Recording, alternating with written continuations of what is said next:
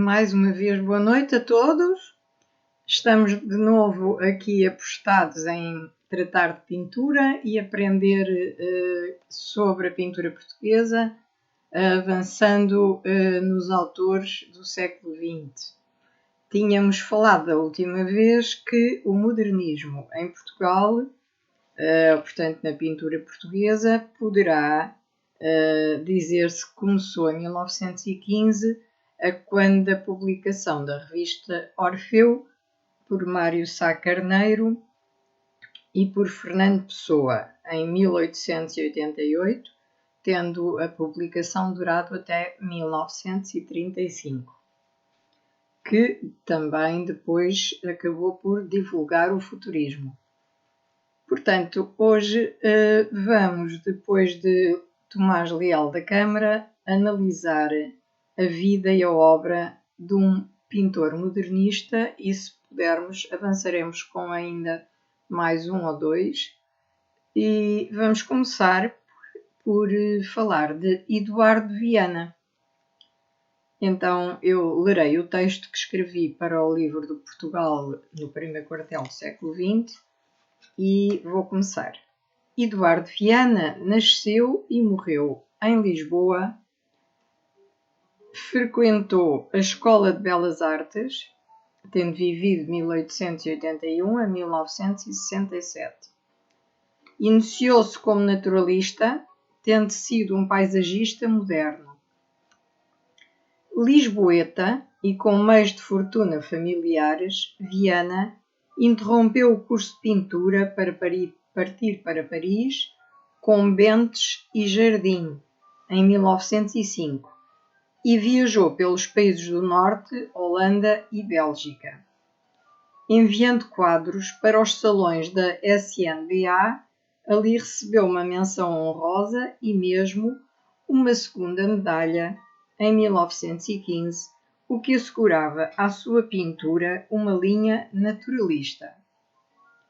Mais tarde, inclinou-se para o cubismo órfico, depois de se ter entusiasmado com os contrastes simultâneos do casal Delaunay, com quem conviveu em Portugal, tendo anteriormente adotado o modelo cezanniano ou protocubista. Seguidamente, encaminhou-se para um naturalismo que cultiva sensualidades expressionistas, como está patente nos seus nus. Da sua produção pode-se admirar no Museu de Arte Contemporânea em Lisboa ou em coleções particulares, como a dos herdeiros do arquiteto Carlos Ramos ou a de Jorge de Brito em Lisboa, quadros ou telas tais como A Revolta, de 1916, O Rapaz das Louças, datado de 1919, e K4, O Quadrado Azul, de 1917, inspirado num texto futurista de Almada Negreiros, a que deu o mesmo nome. Na fase final da sua obra, adotando os conhecimentos de Cézanne relativamente aos volumes, aplicou cores adotadas pelo fauvismo. Uma das obras mais conhecidas de Viana, que esteve exposta no segundo Salão de Outono, é sem dúvida O Rapaz das Louças, em que adotou algumas das influências atrás citadas e em que se revelam essencialmente o cromatismo tonal de Columbano, aliado ao cromatismo tímbrico de Matisse. E, portanto, muito sucintamente, estas eram as linhas pictóricas de Eduardo Viana, que, como todos os outros, esteve em Paris. Agora penso que me atreverei a falar de Amadeu de Sousa Cardoso. Aliás, eu falo de todos estes pintores com muito orgulho, porque foram uma ninhada de artistas jovens que prestigiou Portugal dentro e fora do país. Amadeu de Sousa Cardoso nasceu em Amarante em 1887. Depois de ter frequentado a Escola de Belas Artes em Lisboa, partiu em 1906 para Paris, acompanhado de Francis Smith, para preparar provas para o concurso de admissão à École des Beaux-Arts. Começou a expor nos Salons des Indépendants, em Paris, e no Der Sturm de Berlim. Publicou um álbum de desenhos e foi convidado a participar no Armory Show de Nova York, que se realizou em fevereiro de 1913, antes do início da Grande Guerra. Para que essa grande exposição de arte moderna, organizada pela Association of American Painters and Sculptors, aliás, Association of American Painters and Sculptors, tivesse êxito, foi enviado à Europa um crítico de arte americano, Walter Spack, que escolheu 8 pinturas de Sousa Cardoso. Essa exposição deslocou-se posteriormente para as cidades de Chicago e de Boston. Sabe-se que 3 das suas obras, O Salto do Coelho, datado de 1911, Marina, Pont l'Abbé e Castelo, foram adquiridas pelo colecionador Arthur Eddy em Chicago. Estas obras, depois de terem passado pelos herdeiros deste colecionador e escritor de arte, fazem atualmente parte do acervo do The Art Institute of Chicago. Dos outros 5 quadros que provavelmente foram vendidos nos Estados Unidos, não há notícia alguma, conhecendo-se unicamente a fotografia de um deles, denominado Pescador, que data de 1912. Portanto, vejam como as obras eram de tal maneira valiosas e, portanto, a expressão e o colorido e, portanto, a filosofia da obra e a sensação ou a sensualidade, ou, portanto, toda a sensação que o poeta, o pintor, transmutava como poesia, exatamente, porque ele transmutava um pensamento possivelmente umas vezes mais doloroso, outras vezes mais poético, mas o que ele transmutava era de tal maneira importante que até os Estados Unidos e outros países quiseram ficar com estas obras. Amadeu de Sousa Cardoso foi, aliás, um dos maiores pintores da época de que estamos a falar, que estamos a retratar. Amadeu experimentou várias correntes, desde o naturalismo, o expressionismo e o cubo-futurismo. Portanto, foi um pintor que se fartou de trabalhar e que esquematizou e depois concluiu e efetivou obras nestes 3 campos da pintura.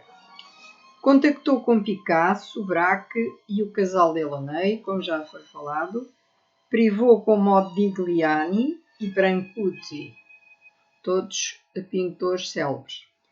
Já antes, em 1910, produziu vários lápis em Paris, retratando nus femininos, sombreados nos seus contornos e em poses dinâmicas que revelam a influência dos Delaunay, tendo esses trabalhos sido publicados no álbum 20º Dessin.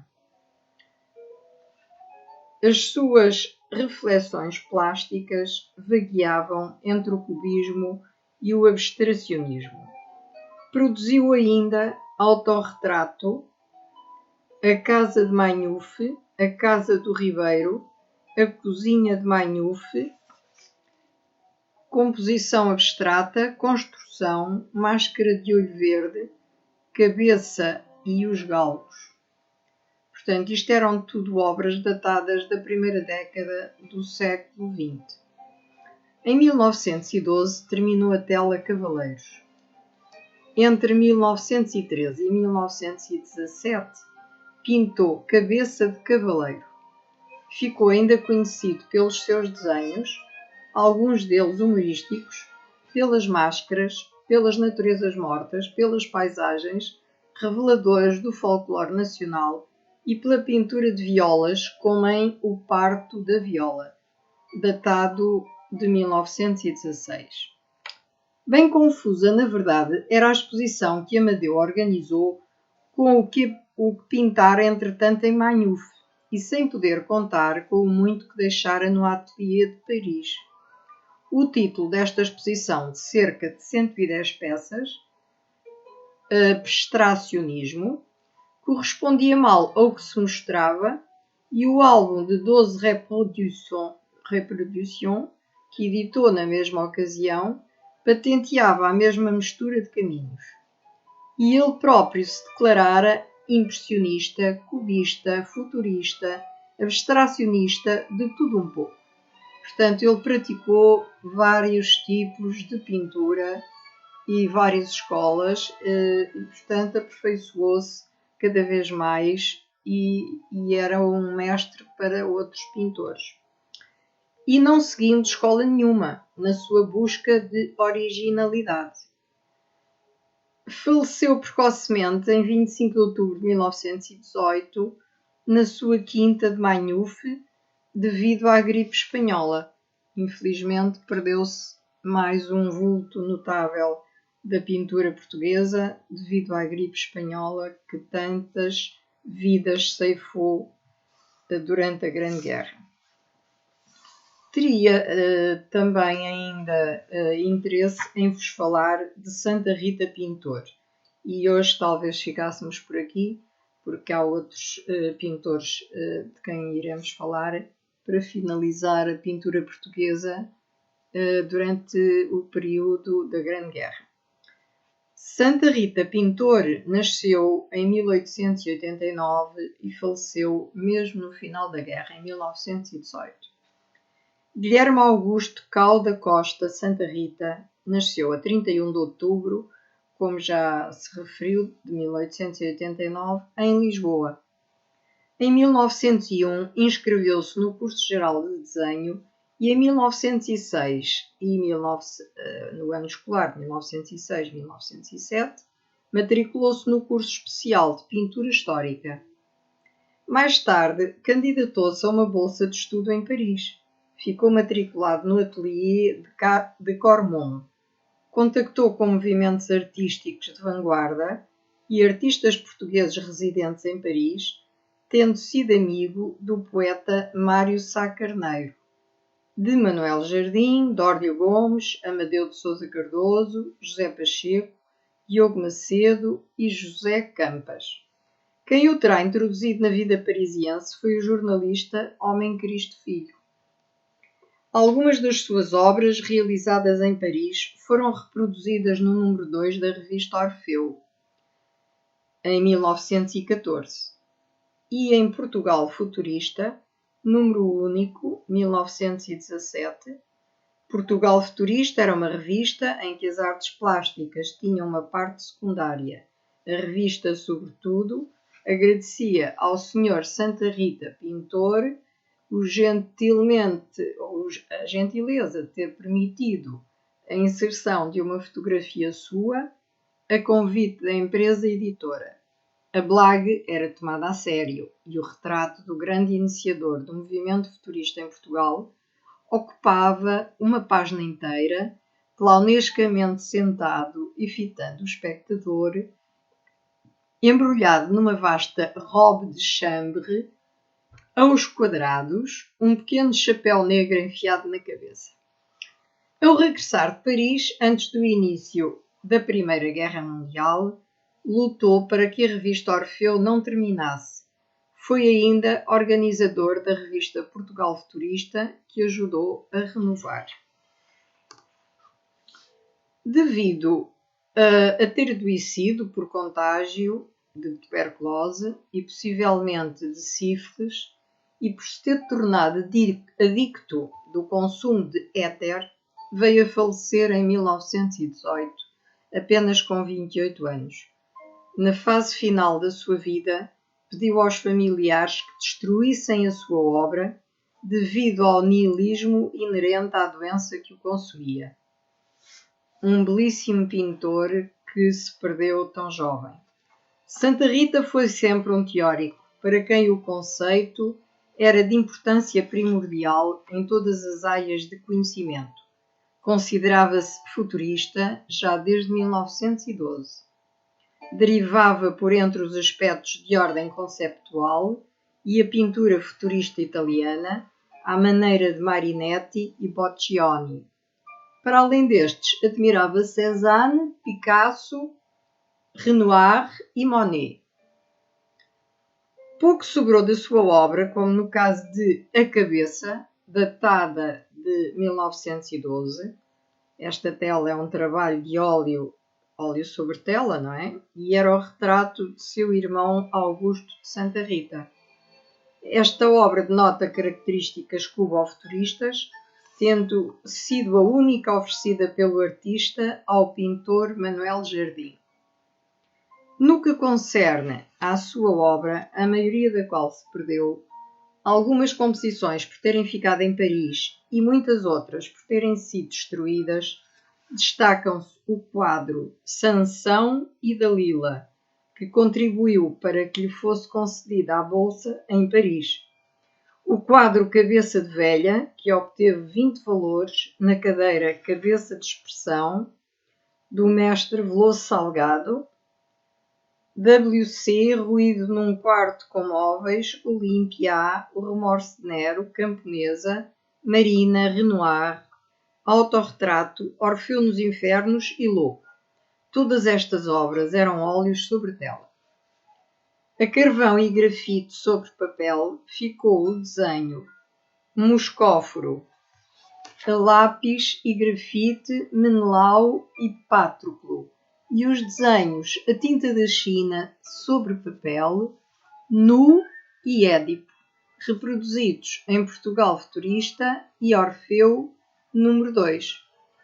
Penso que por hoje termino por aqui com a obra de Santa Rita Pintor e na próxima live possivelmente terminaremos a pintura portuguesa do século XX durante o período da Grande Guerra, que efetivamente já tinha alguns lives de tendências que os pintores revelavam um pouco antes da guerra. E até à próxima live me despeço, desejando dias felizes e muita saúde para todos vós. Boa noite a todos.